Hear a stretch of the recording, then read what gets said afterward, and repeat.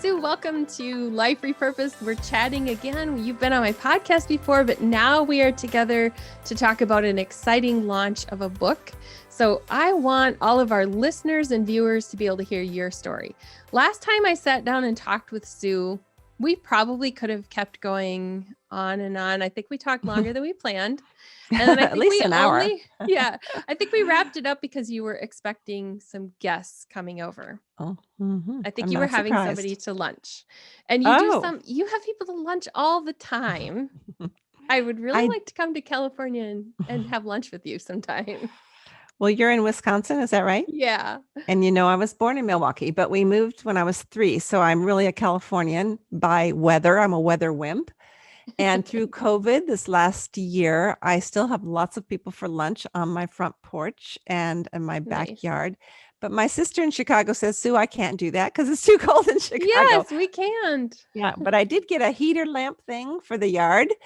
And it's been such a blessing because even though it's California, it still gets chilly out. So anyway, I can't help but have people over.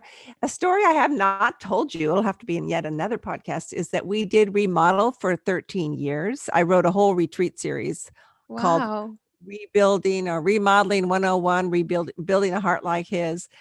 And and I always say, and we're still married, you know, because it's so hard on a marriage to remodel. But I was really cold during that time, you know, and the first day my husband took the wall out of the front room, I go, so when are you putting the wall back up? And he said, by the end of the weekend. Well, why wall? He just meant the studs, you know, he didn't really mean wall. And so I would walk through the house with a raincoat over my head because it would rain right onto the carpet. But then we had to pull the carpet. I mean, that's just a whole nother story. But yes, hospitality is important to me. And I still did it during the remodel because if I don't have people over, I go a little nuts. Yeah. So at some point while we're chatting here, we're going to talk about hospitality and the recipes you keep putting online.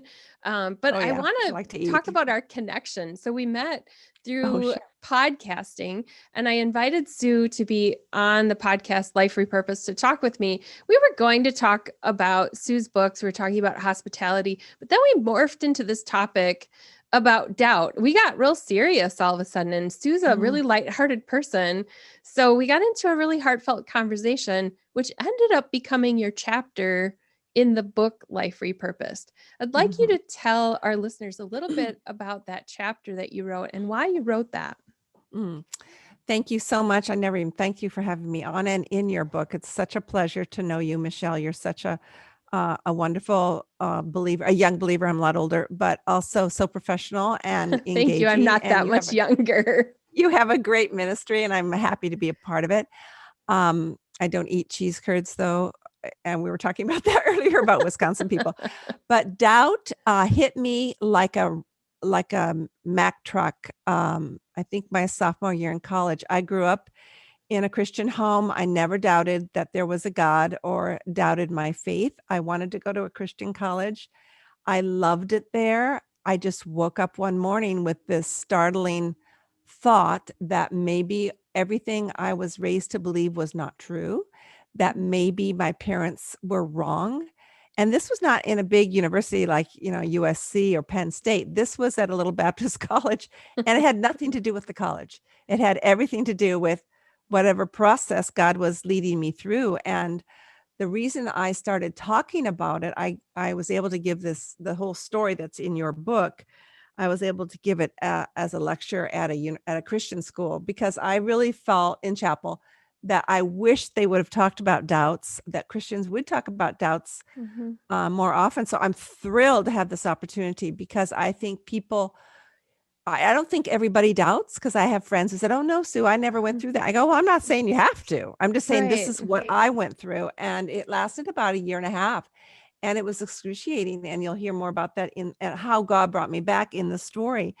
But Michelle, I love to talk about, I have my kids will say, Mom, tell me your story. They'll ask me to tell their friends, because I think we're afraid to doubt. We're afraid to step closer to the edge of the cliff. and that we would fall altogether and never come back to God, because there's that fear, the fear of the unknown. So that's, I guess, I don't know why we started talking about it, because to me it was a faith repurpose to go along with your theme, that God took me through really where I just was, I knew, I finally believed that he existed as far as a creator, but I just wasn't quite sure about the whole Christianity thing. Yeah. And you are not alone, because in the book, there is another story where one of the authors talked about struggling with doubt. And there was another story that is not in the book. So if 3 stories came in that talked about doubt, then it's something that you're not alone in experiencing. And I think those years when you're either just coming out of college or you're starting to go into everyday life, and suddenly you're not with your parents anymore and you're getting to choose your own church now, there's a lot of decision making that goes along with that too.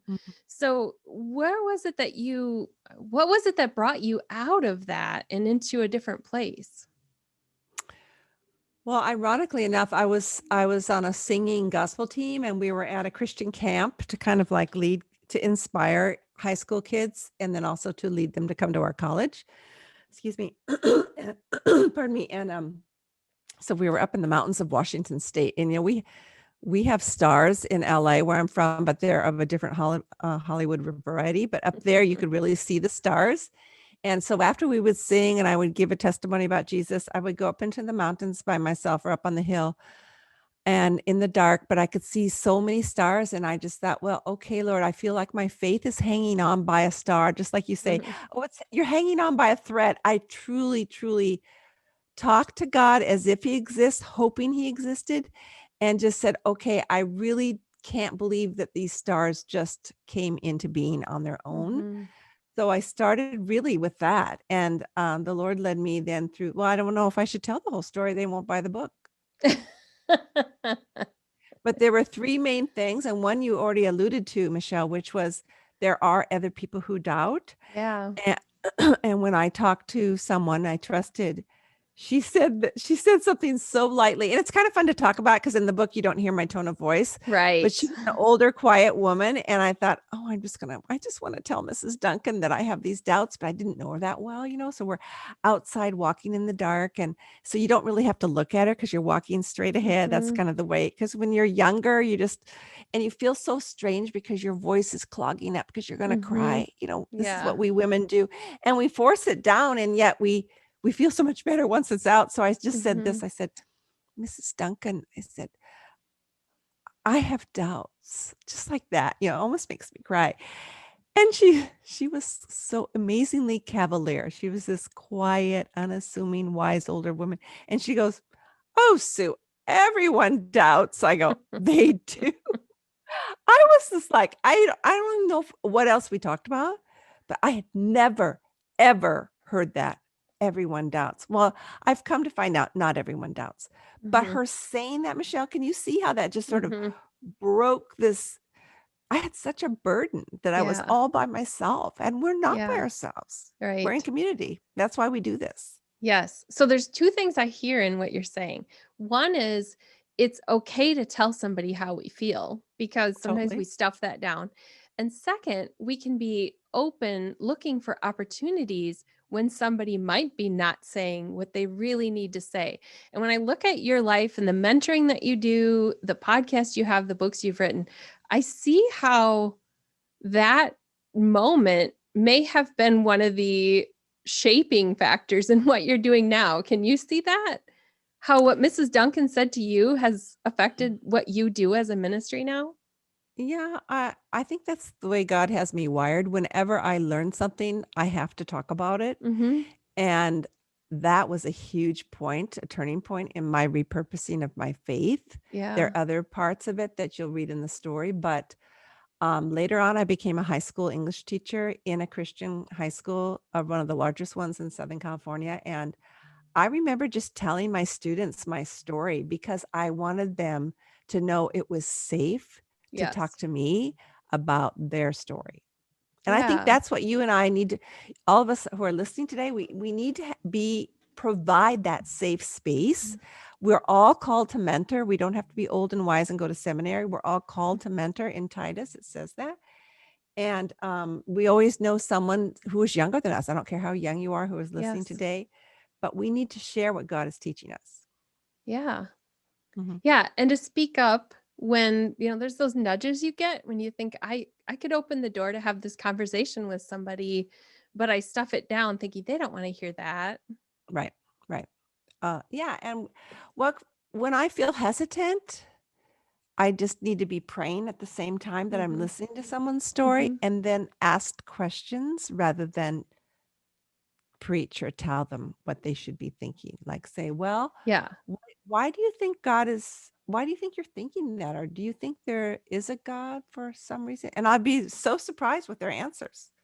They really want to know God better. And I go, okay, Yeah. well, this is how God speaks to me or whatever it is. Yeah. So Mhm. when you think about what Mrs. Duncan, and I won't give away all the story because there were other people that God used in your story too, but you think about what she said to you. What if she had said, "Oh, stop thinking that way"? Yeah, that would have made it much worse. And when I mean, the older I am, the less judgmental I am, which is such a praise because none of us should be judging. That's God's job. But we have a way when we're older and wiser to sometimes think, well, I'm older and wiser, and you shouldn't be doing that. We need to take that word should out of our vocabulary for the most part, other than, I don't even tell my kids too many shoulds now because they're too old.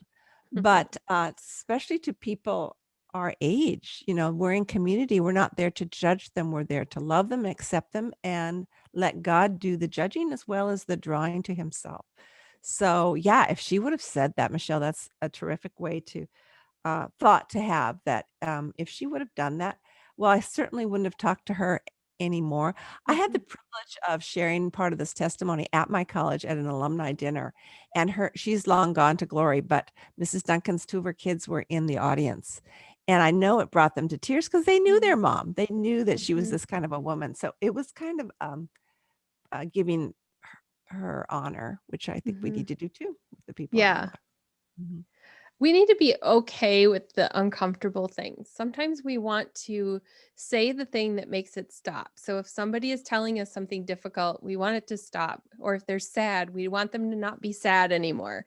And so we say Exactly. something to try to make that stop instead of really Mhm. feeling it and processing through. And what I like about your story is that you really did process through. You walked through it, took steps, kept seeking. And so, what word would you have for somebody who's struggling right now, doubting, wondering if God is real? What would you say if you were on the walk, if you were the Mrs. Duncan? Mm. Well, first of all, I would tell them my story so that they wouldn't feel alone. Mm-hmm. And I wanted to allude back to what you just said about being okay with someone else's discomfort or pain.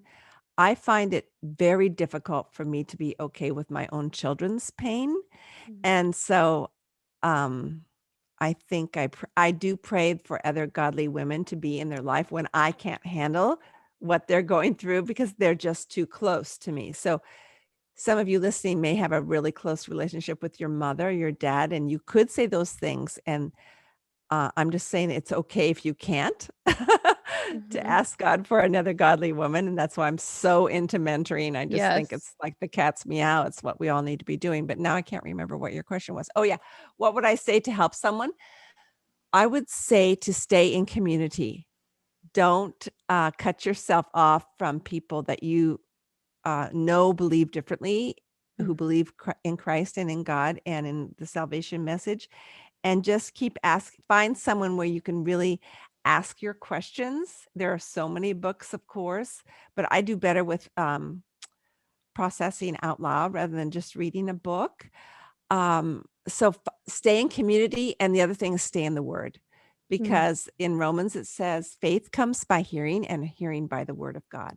So you don't just throw the baby off with the bathwater. If you decide, oh, I'm not sure about this part of the gospel, you just keep reading the word, and Mm. God promises to reveal himself to you. So that's my encouragement. And Yeah, call I me. You love can call that. me. Call me anytime. Call Sue. Are you printing your number in your books like Bob Goff I- does? I'm about ready to when I You're redo going to that. put it But in there? oh, sure. And well, my husband's a doctor, so we're used to getting calls at night. But this time it'll be on my side of the bed. He'll be punching me. Answer that phone. But I used to say, honey, I hope you're really awake because you're saying very important things to somebody. I will say this though, my email is sue@welcomeheart.com. So if you do want to email me, that'd be great. And people can find you on Facebook too. So I want to share the Oh, yeah. community because I'm part of your Facebook community. Tell us what the name of it is so we can search for it on Facebook. Okay. On Facebook, it's called Welcome Heart, Welcome Home. And we talk about, how to make tuna salad into a good company meal, or why we're afraid of hospitality, or whatever. And a lot of people like to talk about food. It's kind of funny. That's not the main part of hospitality, but it's what we think of when we think of hospitality. Right. So it's just a fun group, and we have over 500 members, and it's a blast, and you're all welcome to join. Yeah, I look at your posts and then I'm jealous because I wish that I could hire you as my chef so that supper would be prepared. You made a risotto recently that looked really good. Yeah, I had it for lunch today, leftovers. My dog wanted it. I had to hide it away. Yeah, it's pretty good. I only make simple things though, and I would like to hire you to do everything else technical. So we both have different gifts. Yeah, so people can also find you on your website, which is welcomeheart.com. And I called it that rather than SueDonaldson.com or whatever, because I want to draw people's eyes and mind onto God's welcome heart, because he is the ultimate host. Love that. Thank you, Sue, for being on the interview today, but also for being part of the Life Repurposed book and sharing the stories of grace and hope and restored faith. Yours is one of the classics of restored faith, so I appreciate you being in there. Well, thank you so much for having me. You have a wonderful day. Thanks. You too.